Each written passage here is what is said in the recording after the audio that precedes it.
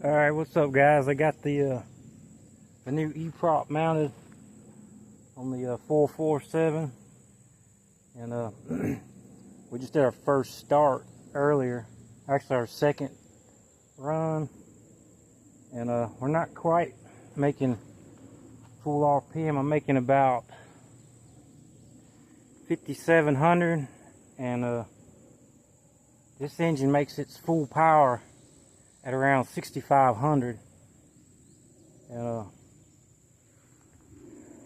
so I really can't get a feel for how much more performance it's going to have.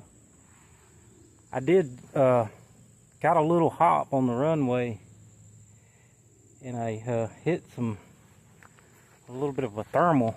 It pushed me all into the bushes. You can see it didn't hit a tree, just a couple of the limbs. It didn't hurt anything, luckily. But these rubber mounts are super soft. It's crazy how this thing will rock. And then laterally it's not too bad, but when it's running it actually doesn't move around that much. One thing is I may need to get a offset carburetor boot, because let's see down, you see right here, it's not much of a gap, maybe a 1/4 inch gap between the carburetor and the side of the airplane. And what else? It's the charging system is working, kill switch is working, and this thing is just butt-ass smooth. Compared to the Hearth, it's like night and day, and it's a lot quieter. I reckon because of this different style exhaust. I'm really not sure. It's still pretty noisy. It's mostly prop noise, and versus the Hearth was getting a lot of vibrational noise and exhaust noise. This is, you mostly just hear the prop, but definitely not going to fly today. It's really humid, muggy. Density altitude is through the roof.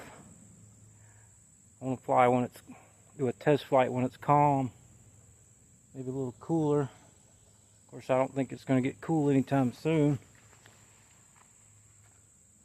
We're a little bit more nose heavy now, and also this plane used to turn really good to the left because the prop, let's see, the prop turned clockwise. Now it turns counterclockwise, so it doesn't quite turn as good to the left or the right, so it's kind of hard to get it to turn now.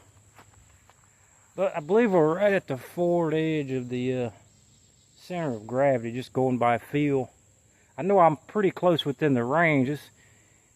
You'll really know getting it too far forward is not really dangerous, unless you don't have elevator authority. But I have plenty of elevator authority, so I'm thinking it's within range. Now with the full 5 gallons up front, it may be a little different. I only had like a ½ gallon in there now, so what I may end up having to do is install another 5-gallon tank behind the seat to compensate, or I have a heavier tail wheel that'll get the CG more in the middle range where these planes like to fly.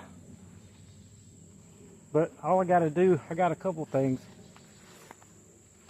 I need to put a plastic, like a Delrin plastic, something here to keep this rope from wearing. It's actually wearing a groove in the plywood right there. If it's not pulling straight out, so I got to put a piece there. I'll just screw that down. And what else do we have to do? Temperatures are good. I only seen like 300 on the cylinder head temperature, about 1,000 on the EGT.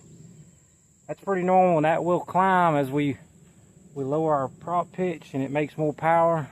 Those temperatures will go up, so they need to be monitored. Need to put a little bit of air in the tires. Let's see if we got more nose weight. But probably the next video, maybe tomorrow, I'll do some more crow hops and really trying to get a feel for the P factors totally backwards, which way it wants to yaw. Get a real good feel for that on the ground before I actually fly it. But all in all, it seems like it's going to be pretty good. I don't think it's going to be as huge of a performance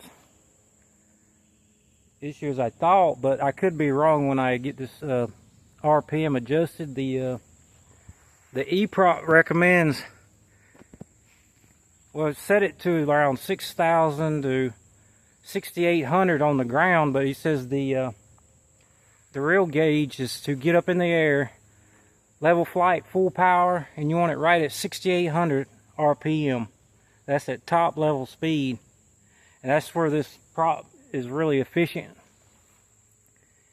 It's got something they call the ESR effect, where it acts more like an in-flight adjustable propeller. Pretty amazing shit, if you ask me. But you gotta expect a lot. This is a $2,200 propeller with the spinner, all carbon fiber, titanium leading edge. But that's going to be it for this video. Maybe the next one we'll do some more taxi testing and crow hops. Alright, peace out.